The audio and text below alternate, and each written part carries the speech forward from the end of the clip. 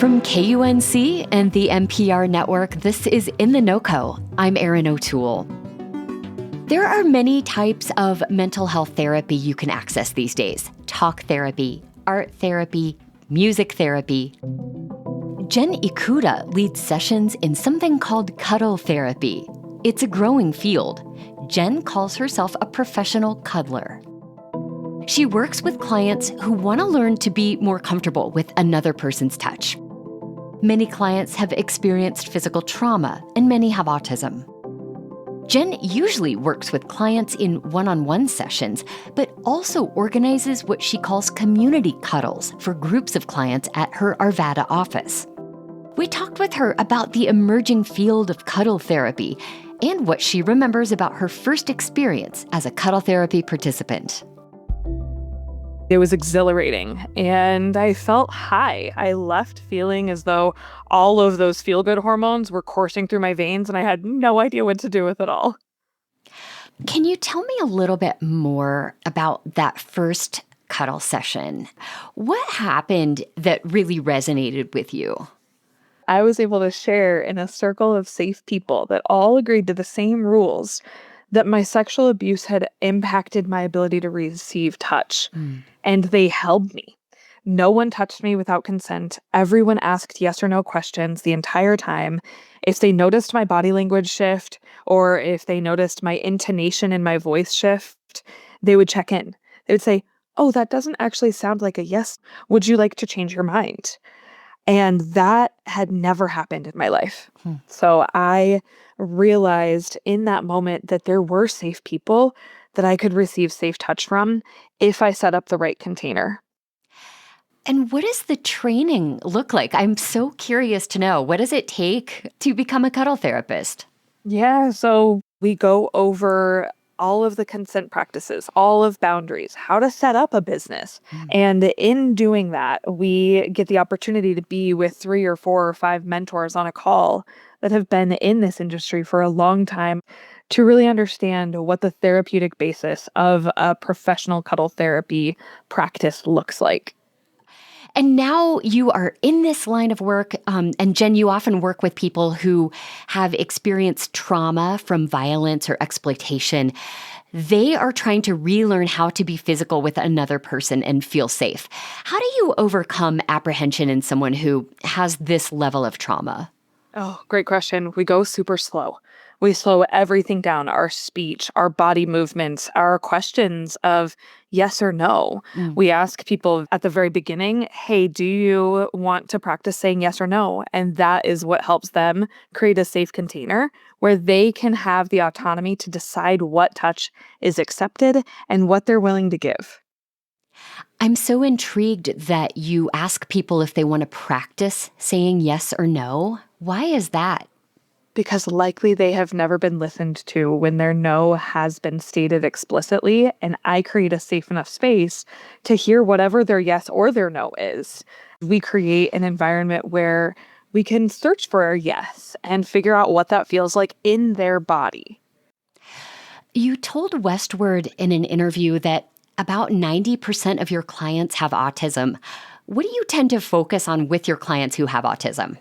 Clear and direct, concise instructions. So many of us that are neurodivergent struggle because this world doesn't communicate clearly. And to quote one of my biggest girl crushes, Brene Brown talks about clear is kind. And when we get clear with our clients that are on the spectrum or neurodiverse in any way, they have a better understanding of what can feel good for them, as well as what feels good to the other person that they're trying to be in physical contact with.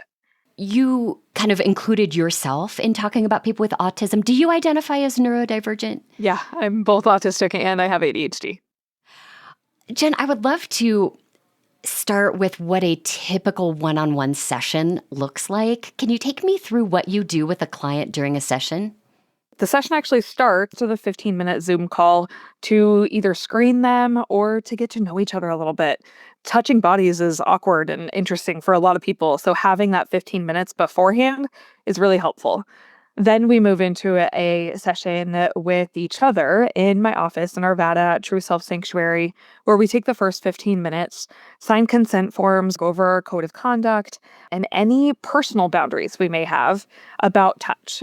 Then we move into about an hour and a half of cuddling where we get to ask a yes and no question over and over and over again about the different kinds of touch we want to receive or that we want to give.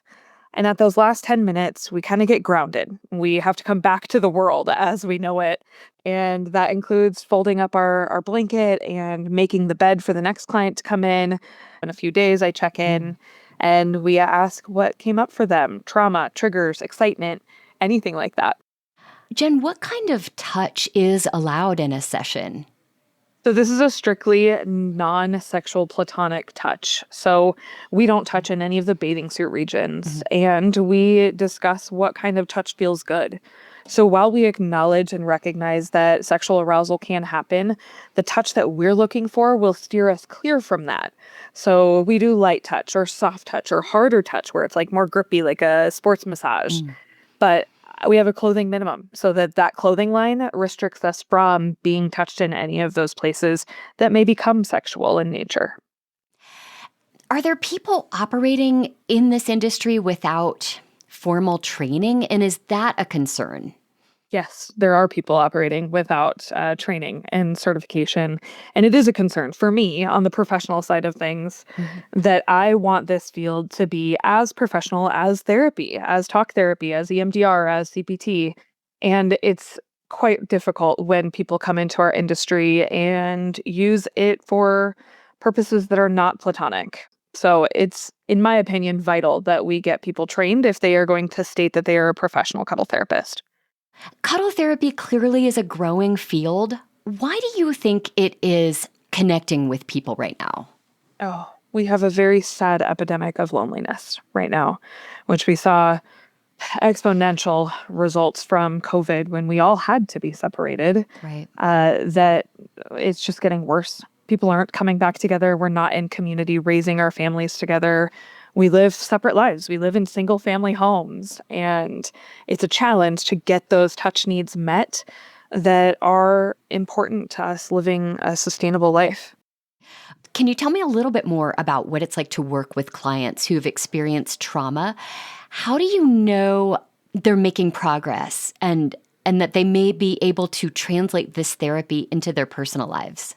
I love this question because we get the opportunity to see them when it is right for them. So it's not a weekly thing for everybody. They come back to us to share those progress moments. So I work with regular clients as well as not so regular clients. And when they come to me and share, Jen, I was just able to ask somebody on a date.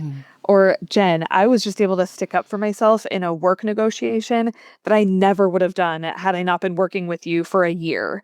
Or, Jen, I navigated the first time I was ever able to have intercourse. Amazing light bulb moments where they were either triggered or not triggered, but they still felt as if they grew and they progressed from the work that we did together. Jen Ikuda is a professional cuddle therapist based in Arvada. We'll have a link to more information in our show notes and at KUNC.org. That's it today for In The NoCo. I'm Erin O'Toole. Thank you so much for listening.